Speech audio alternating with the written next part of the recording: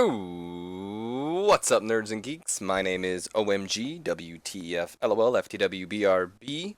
Welcome back to more Total Extreme Wrestling 2013. We are playing as the WWE in the year of 2015, and we are booking NXT, NXT, NXT. Alright. This is the, still the first round of the Prince of the Ring tournament, but the second week of the first round. So we'll have our final two first rounds matches of the Prince of the Ring tournament here tonight, along with our NXT Women's Championship between Sasha Banks and Charlotte. Let's go ahead and run the show. But before I go ahead and run the show, real quick, I have one thing I wanted to say. I know on the Monday Night Raw video, or was it SmackDown? No, it was Raw. On the Monday Night Raw video, I showcased the current announcers we have listed for each program, with Roddy Piper, joining SmackDown, and Mike Tenay joining NXT. And Mike Tenay will be joining NXT, but he actually hasn't started his contract yet, and I thought he already did myself, so that was my bad moment. But he hasn't started his contract yet, so Mike Tenay isn't on commentary tonight, so we just went ahead and put William Regal back on commentary, and we'll keep him on commentary until Mike Tenay comes in. I'll make the announcement when Mike Tenay is officially on the NXT commentary table. Either way, let's go ahead and run the show. We have 3 pre-show matches, and the first match gets a 41 D-. And about that had solid in-ring action, but non-existent crowd heat. Blake and Murphy defeating the team of Bobby Fish and Caprice Coleman in 7 minutes and 40 seconds when Blake defeated Coleman with a submission move. And, Wesley Blake getting a lot of improvements here. Good for him, improving in technical, flying, and performance. Good job, Blake. I bet they're still getting negative crowd reaction, though. Yeah. Only Murphy? No, Blake got some, too. That's fine. We then go on to our next pre-show match, which gets a 51 D+, and about that had solid in reaction, but not much weighing heat. Apollo Crews makes his first appearance ever in the save, and I guess this is technically his first match on NXT, but not his debut match, not his first TV match. So Apollo Crews making his debut, per se, when he defeats Solomon Crowe, who's also making his debut today. And he won with a standing shooting star press. Out of improvements here. Oh, Crowe got a lot. Poor gimmick. Well, some of these I can fix, though. Then moving on from that, our final pre-show match is a tag team match. Did I not click next? Okay, I was about to say, is it just taking its time? A 73 B- to end off the pre-show, and about it featured great action and a good crowd. The team of Sami Zayn and Finn Balor defeating the team of Kevin Owens and Sir Nicholas Magnus in 11 minutes and 31 seconds when Zayn defeated Magnus with the Haluva kick.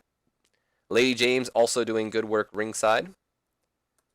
And Sami Zayn is improving in performance. So here we go to start off the night. And a warning to those, if you want to be still surprised in a way, go ahead and click off the, onto a new tab or close your eyes real quick for those who don't really mind. We're going ahead to the next angle here to a 60C. And it is the debut, the official debut of Christopher Daniels, nerds and geeks. His music hits. I have no idea what the hell his music would be, but it's like, you hear the announcer. It's now time for another match in round 1 of the Prince of the Ring tournament. And Brian Kendrick, the Brian Kendrick's in the ring already. We're waiting for his opponent, and it's none other than the legendary fallen angel, Christopher Daniels, making his debut. And he gets a 74 on his legend gimmick, which I think actually gets a... Oh, he had a drinking habit, apparently. He does have a good gimmick, so he gets bonus for that. That's awesome. Unfortunately, that drinking habit's going to penalize us all the time. So, Christopher Daniels making his first entrance here on NXT, and I could just imagine the NXT universe, holy shit, or, Daniels. I'm a huge fan of Christopher Daniels, for one, nerds and geeks. I feel like he's a very underrated talent. He never really got what he really deserved in the business, I feel. He's never been a major champion for any major company. I know he's held a few world titles, but he's never been the TNA world champion, believe it or not. He's never been the ROH world champion. He's never wrestled in WWE minus, a jobber match here or there. And to my knowledge, I don't think he's ever really held many titles in New Japan. Maybe a junior tag team title or junior title in whatever the hell it's called, the IWGP Junior Heavyweight title. That's what it's called. He might have held one of those as Curry Man. Hell, he might have even held it as Daniels for all I know. All I know is Christopher Daniels, to me, has been criminally underrated throughout his entire career, and I want to do him some justice. So we then go on to the next match, which is a Prince of the Ring match. Gets a 65C, and a match has some good action and average heat. Christopher Daniels defeating the Brian Kendrick in 9 minutes and 33 seconds with the Angel's Wings, nerds and geeks. Daniel not only wins his debut match, but moves on to the Prince of the Ring tournament, joining Sami Zayn, Sir Nicholas Magnus, and either Samoa Joe or Tyler Breeze later on tonight, whoever wins their match. That's going to be the main event. And Brian is improving in performance, out of curiosity. Anything Daniels... Oh, we already checked. He's penalized for that drinking habit for one, but hold on. He's got a lot of pluses. Charisma, star quality, going all out. Yeah, Chris Daniels, everybody's doing really good. I'm really excited for Chris Daniels now. We then go on to another 63C. I'm actually a little surprised by this, to be honest. I did not expect Charlotte to get a 63C in an angle. Either way, though, I didn't really write out... Actually, I didn't write out anything for this week. I'm only really going to write out angles and stuff on NXT when it is required. Kind of like with WWE, I don't write out every angle for Monday Night Raw or Friday Night SmackDown, just when it's kind of required. It's just a little, required a little bit more than it is on NXT. So I didn't write out any angles for tonight's show. So this is just pretty much of a generic angle where the lady, whoever is talking to Charlotte's asking her about her tag team title match later on tonight. Or not tag team title match, NXT women's title match later on tonight, or coming up next against Sasha Banks and Charlotte Banks. Oh my God, Charlotte is just kind of, like, are you serious? Why are you asking me this? Pretty much, like, I'm a Flair. This is my destiny. I've already been the NXT Women's Champion. I've beaten Sasha. This is like, just pretty much a no-brainer. I've got this match, and then, Rick. By the way, Rick is leaving. I have a plan. You'll see. It's gonna happen tonight. But using that last bit of help, not only is Flair helping Charlotte, but they have excellent chemistry. Out of curiosity, that chemistry does help her though, which sucks because that's about to be taken away. So we then go on to our title. Oh, wait, no, we don't. We then go on to a music video that is promoting the soon-to-be a debut of Apollo Crews, better known as Uwa Nation to some of you people. What am I talking about? He's been Apollo Crews for months now. He's probably more known as Apollo Crews than... So we have just a video promoting him, and then Chris Daniels, lady, or whoever comes up to him, ask him, oh, what do you feel about your debut on NXT? And he's just ecstatic, saying, I've wrestled all around the world. I've wrestled everywhere you can basically name, except here in the WWE, and now, finally, the Fallen Angel is here in NXT. And, he's just pretty much super happy, super ecstatic, just kind of like everyone else when they debut, saying, I'm finally here. And, yeah. 74 B- though. I'm happy to see that, especially because Daniels has never really been the best on the mic. Well, actually, I think he's good on the mic, but if you ask some other people, they tend to say he's not, the best on the mic. But I think he's a lot better than people give him credit for. Then again, I am a huge Daniels fan, so. We then go on to the NXT Women's Championship match. We get a 63C, and a match that had some good action and average heat. Sasha Banks defeating Charlotte with the Banks statement in 10 minutes and 13 seconds, and she makes her first official defense of her NXT Women's title. And a lot of road agent reports here, so we already know the Flair chemistry. But here's another thing about Charlotte. Apparently, she has great chemistry with Sasha Banks. Now, that makes perfect sense because her and Banks have had some great matches in real life. But I'm super stoked to see it in Total Extreme Wrestling as well, because this is a feud right here. If Paige and AJ don't make it as Lita and Trish is like, new feud I want to kind of make them, then Charlotte and Sasha Banks will most likely be the Trish and Lita of this generation. And honestly, in real life too, maybe. And Charlotte is improving in technical, so there's that. And then after the match, nerds and geeks, Charlotte is pissed. She's so mad she lost to Sasha again. Who does she take it out on? Her father. Rick, is trying to cheer her up. It's all right, baby girl. And Charlotte just, pushes Flair down, and I even imagine her giving him some chops in the corner, maybe just beating Flair down, locking in the figure eight, making Rick tap out, and gaining Charlotte a lot of heat, I'd imagine here. I mean, some of you may be thinking this is a little unbelievable. Charlotte beating up Ric Flair. Let's just put on let's just make it clear. Flair's old as hell for one. Charlotte is definitely believable in beating Flair. I could so see Charlotte pushing Flair to the ground, chopping her father in the chest, locking him in the figure eight, and making him tap out as she pretty much is saying, I'm done with you. You cost me my opportunity and I'm done with you. Not that he did anything, but Charlotte needs to blame someone. It's classic Flair. And this is our way of writing Flair off TV and basically, hi Flair, your contract's up now. See you later. But this is our way of, writing him off too. Charlotte ditching her father, basically. You cost me my match, I'm out of here. We then go to a 67C+, where Samoa Joe is being interviewed about his upcoming match against Tyler Breeze.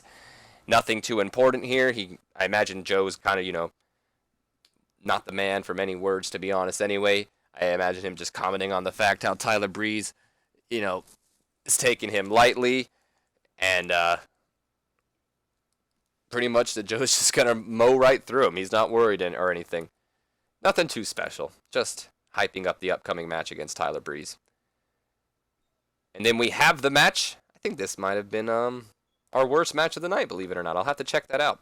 We get a 54C- in a match that had some good action and average heat. Samoa Joe defeating Tyler Breeze with the Coquina Clutch in 9 minutes and 40 seconds after a distraction from Hideo Itami, nerds and geeks. So Hideo Itami getting a little bit of vengeance on Tyler Breeze from last week when Tyler Breeze cost him his Prince of the Ring qualifier, or Prince of the Ring match, when he interfered or distracted Hideo Itami, I should say, and that allowed Sir Nicholas Magnus to get the win. Itami returns the favor. I'd imagine, Tyler Breeze may be getting ready for a beauty shot or something, and then Hideo Itami's music hits, and there he is as Tyler Breeze is just looking up at him, and Samoa Joe just grabs Breeze from behind, locks the Coquina Clutch in, and eventually Breeze has to tap out. Moving along, Samoa Joe to the Prince of the Ring finals. So here we go. Round 2 of the Prince of the Ring. We can finally cut these out. I don't know if these are going to be the official matches, to be honest, if it's going to be Zayn and Joe and Magnus and Daniels. I'm thinking I might switch these up a little bit, but that's officially the matches we're having for next week. So Samoa Joe moves on. He's improving in performance, but that's not it, nerds and geeks. Hideo Itami's not done with Tyler Breeze yet, as he rushes to the ring to get a 58C- to end off NXT, and he just starts, beating down on Tyler Breeze, and it looks like he's going to get the GTS. Tyler Breeze gets out, rakes the eyes, gets out of it, and retreats as fast as he can, as Itami just stands tall in the NXT ring with Breeze looking on. And all in all, NXT gets a solid 64, not a solid 64, a solid C, 64 rating. And our best match of the night might have been Charlotte and Sasha Banks, which, no, it wasn't. But Samoa Joe and Tyler Breeze was our worst match of the night, which is funny because we started off with our best match of the night, 65C, and it just got worse and worse throughout the night. But that's fine, to be honest. 65C, all the matches were about a C, so I can't complain. Carl Anderson right there, Nerds and Geeks, if any of you don't know if any of you know this yet, apparently he's in WWE. And when I say that, I mean, I know a lot of you know the rumors, but right now, apparently, he's at the Performance Center, like, at the moment. Like, I get Jason Albert, or that's not really his name, sorry. Matt Bloom, Albert, A-Train, Tensai, call him what you like. He apparently tweeted a picture saying, Happy Easter, everybody. And there's Carl Anderson, like, right behind him. You can't really see him. He's back and he's working out or something. Either way, Ric Flair is officially gone from the WWE. And I actually kind of want to see where he goes from here, though, to be honest. Oh, what happened in TNA? Apparently Angle was the star. Nothing too special happening on the world news right now. Oh, boy. I forgot we had so many morale issues right now. Oh, Orton's entered his final contract. Negotiate.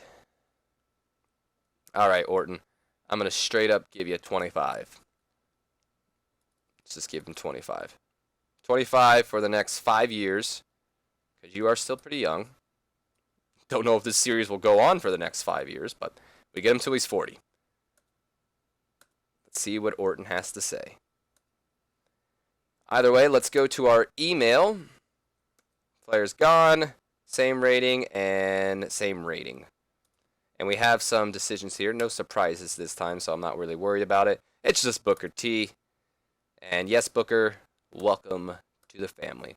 Here are some people that I have, well, we already knew about Orton, and Kenta's contract was coming up, or Hideo Itami.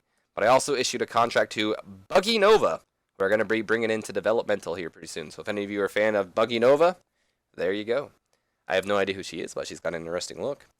Checking out storylines real quick. Tyler Breeze and Hideo Itami's not doing too bad. And, yeah, that's actually about it. I don't really have much else to talk about right now. If you guys have enjoyed this video, do me a favor, leave me a comment, like, and subscribe if you have not already. Also, don't forget to share this video with your friends, Facebook, Twitter, and the rest of the internet. And as always, my name's been OMGWTF, LOL, FTW, BRB, and I'll see you guys for more Total Extreme Wrestling when we go on and book Monday Night Raw. So until then, have a wonderful day.